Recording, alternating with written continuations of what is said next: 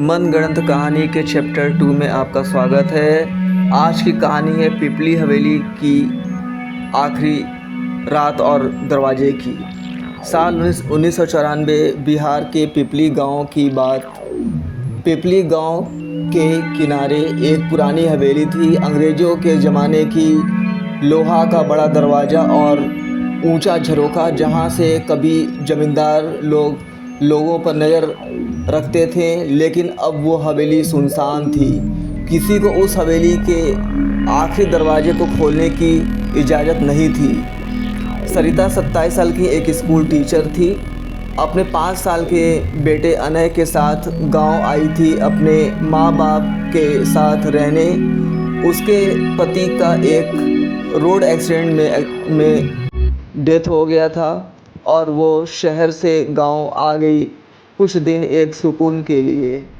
एक दिन अनय खेलते खेलते हवेली के पास चला गया। वहाँ से आने के बाद उसकी आदतों में बदलाव देखा गया। वो अकेले बात करने लगा, रात को नींद में बोलता, उसने मुझे बुलाया है मम्मी, दरवाज़ा खोलो। उसकी आँखों में एक अजीब सी शांति और दर्द आ गया था। गांव के लोग कहते थे कि पिपली हवेली में एक वक्त पर जमींदार रघुनाथ सिंह रहता था, जिसका एक 6 साल का बेटा था भाव्या। उस ज़माने में अंग्रेज़ों ने उस जमींदार के खिलाफ राजद्रोह का आरोप लगाया और उसको परिवार के साथ कैद कर लिया। लेकिन बेटा छुप गया और हवेली के अंदर ही रह गया।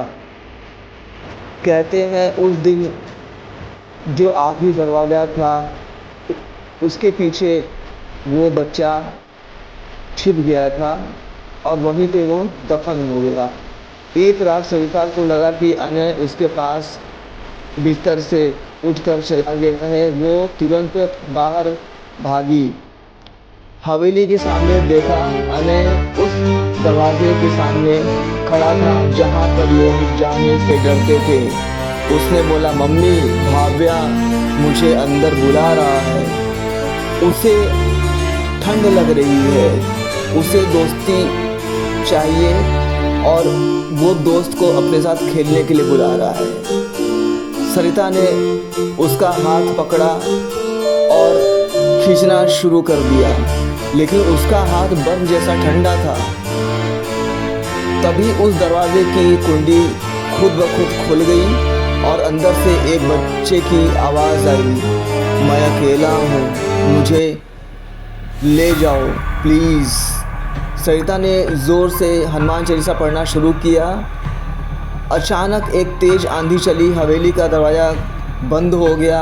अनय बेहोश हो गया। उस रात को घर आने के बाद अनय नॉर्मल हो गया।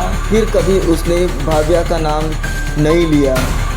सरिता ने गांव छोड़ दिया। लेकिन गांव वाले कहते हैं अगर किसी बच्चे का दिल उदास है और वो पिपली हवेली के पास आया तो भाव्या उसे ज़रूर बुलाता है।